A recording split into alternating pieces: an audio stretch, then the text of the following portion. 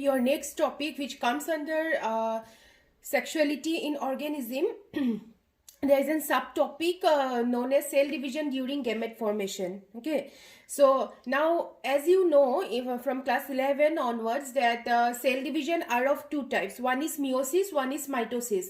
Meiosis is the reductional division. That means in meiosis, the chromosome number reduces to half. Suppose if it is 46 in number, it will get reduced to 23.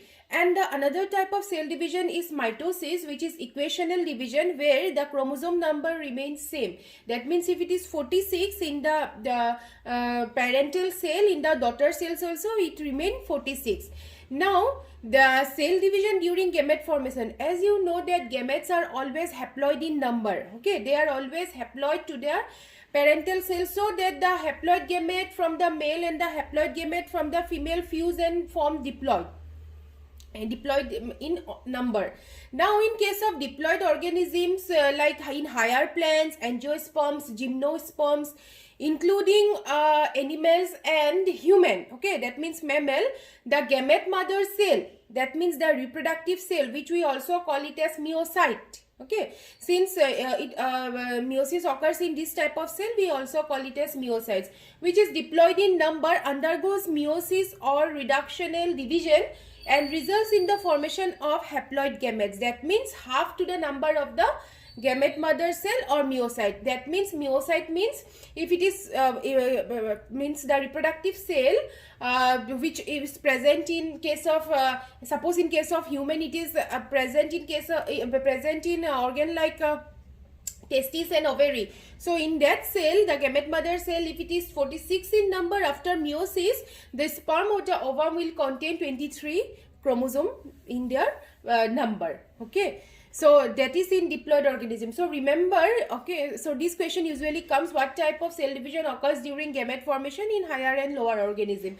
So in higher organism, which are generally diploid organisms, the gamete mother cell or the meiocyte, which has full the number of chromosome, reduces to half in gametes by undergoing meiotic cell division or meiosis. And at the end of the gamete formation, one set of chromosome, okay, like XX if it is female, XX if it is male, XY in case of human, gets incorporated into the gamete. That means one set of chromosome gets incorporated into these gametes. Now in case of haploid organism, like in lower plants, algae, fungi, bryophytes, the parental body, which is itself haploid in number, there if the reproductive cells are present, that means there the reproductive organs consist of reproductive cells, undergoes mitosis, which is an equational division, and results in the formation of haploid gamete only. That means it maintains the same chromosome number as in the parental body. So that is all about cell division during gamete formation, and this question is an important part. Okay, so next topic after pre-fertilization is fertilization. So now what is fertilization? Fertilization means the fusion of male and female gamete. Okay, the fusion of male and female gametes results in the formation of zygote, and this process is known as fertilization, or in biological term we call it as syngamy. Remember, so if it comes, what is syngamy? The fusion of male and female gamete to form what called zygote is known as syngamy. Now some organisms are formed without fertilization. Okay, so those organisms which are formed without fertilization, the process is known as parthenogenesis. Remember, genesis means process of formation. So partheno, without fertilization. So if the offspring or the progeny is formed without fertilization, that means that organism or the progeny is formed only from the female parental body or the female gamete mother cell. Okay, and it will have the same chromosome number as that of parental. You can say in other words a type of asexual reproduction only. So here this question is also important. What is parthenogenesis? The offspring or the progeny formed as a result of without fertilization from female parental body only is known as parthenogenesis. And examples of parthenogenesis is honeybee, turkey. Turkey is a bird, lizards, rodents, these are all formed without fertilization. Now, There are two types of fertilization. Okay, one is external fertilization, one is internal fertilization based on the site where the fertilization is taking place. That means the place where the fertilization is taking place. On basis of that, there are two types. One is external fertilization, one is internal fertilization. Now the name itself suggests that external means if the fertilization or the syngamy is taking place outside the body, okay, outside the female body, if it is taking place, we call it as external fertilization. And if the fertilization is taking inside the female parental body, we call it as internal fertilization. So internal fertilization, it occurs in humans, mammals, and some algae also. Okay, though it is a lower organism, algae like Spirogyra, higher plants, angiosperms, gymnosperms, pteridophytes, here all bryophytes, here all the fertilization occurs inside the parental body. But organisms like fishes, some amphibians, the syngamy occurs outside the parental body in an external medium. Generally it is water. Okay, so generally it is water. And here there is one disadvantage in external fertilization, and there is an advantage of internal fertilization. The disadvantage of the external fertilization is that the eggs or the progeny which is released into the external medium, they may not survive up to adulthood. Now what is the reason behind this? So the reason behind this is that the progeny which is released into the external medium, or the eggs which are released into the external medium like water, they are vulnerable to the predators. Okay, they are vulnerable to the predators, and they may not survive up to adulthood. But in case of internal fertilization, there is no any threatening from the predators till the adulthood. That means embryo is already formed inside the parental body only, so they can survive up to adulthood very properly by getting proper nutrition also. Okay, proper nutrition and protection, whereas in external they do not get that.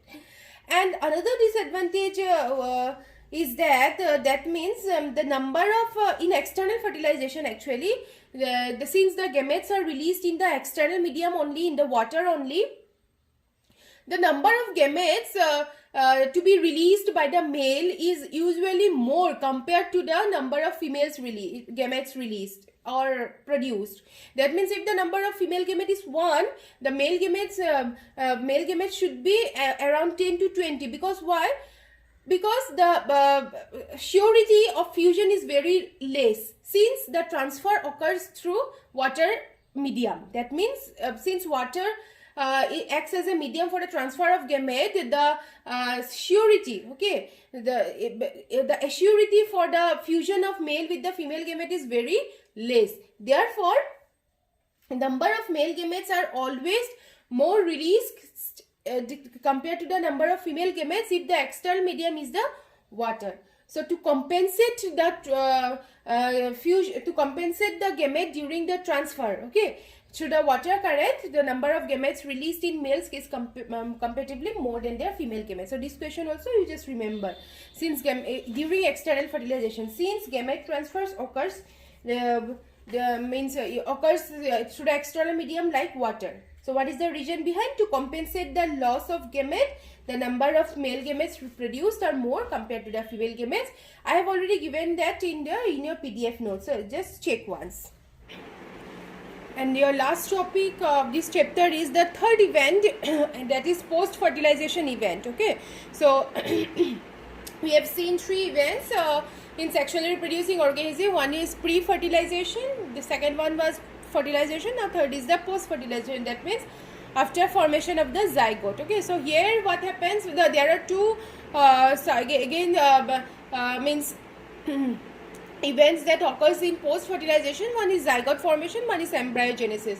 So zygote is formed as a result of syngamy, as a result of fusion of male and female gamete. Now here one important point is, one mark question usually comes, what is the vital link between two successive generations, okay, that maintains the continuity of species?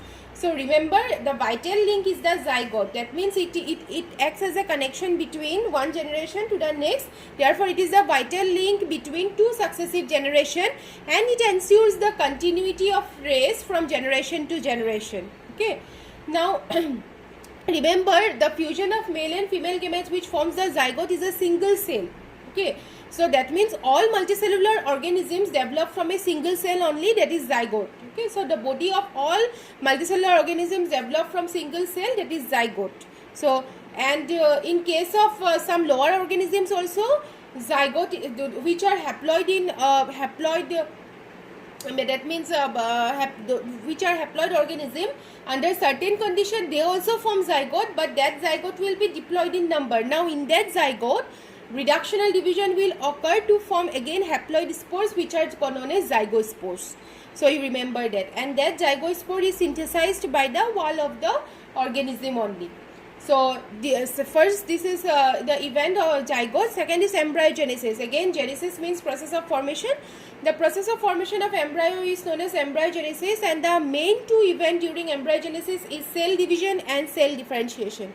Now, cell division increases the number of cells. Since zygote is a single cell, in cell division there is an increase in the number of cell, and in cell differentiation grouping of cells occur. That means the grouping of cell occurs in order to form different tissues and organs in the body. Okay, so you remember this. What are the two events during embryogenesis? One is cell division, that increases the number of cells. The other is cell differentiation, which is the grouping of cells in order to form different tissues and organs in the body.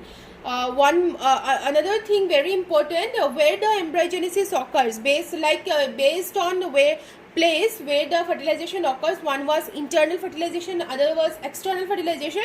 Again, based on where the embryo formation occurs, one is oviparous, one is viviparous.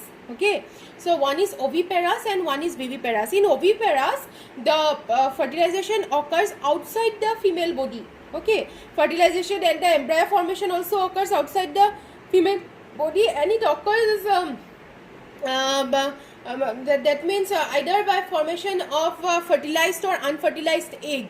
Okay, that means in case of birds we can see, and that the egg is generally covered by a calcareous shell. Okay, so calcareous shell in order to protect it from the predators. So remember, that is oviparous. And in viviparous, the embryo is from inside the female parental body, like in case of human or higher animals or mammals. Now the thing is that which one is better if it is asked? Again, same thing, viviparous is better, since the fertilization and the embryo formation occurs inside the female parental body, and also they are not vulnerable to the predators. Okay, they can survive up to adulthood properly, nicely. So that is about oviparous and viviparous. That question is very important. I have not written in the board, so you can see in the PDF file, the PDF notes. There you'll get oviparous and viviparous, the difference also, and the advantage and disadvantage also. And the last is there post fertilization events in plants. So wherever I have written very important, there usually the question comes.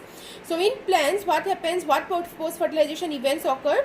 The zygote forms the embryo. The ovary forms the fruit. Ovule forms the seed. Ovary wall forms the fruit wall, which we also call it as pericarp. Integuments of the ovule, you will get these things you will get in the next chapter. Integuments forms the seed coat, and PEN, which we call it as primary endosperm nucleus, forms the nutritive tissue which is known as endosperm. So these are the post fertilization events that occurs in plants. Okay, so by this your first chapter is completed. And if you have any doubt, you can ask me, you can contact me and refer to the PDF notes properly.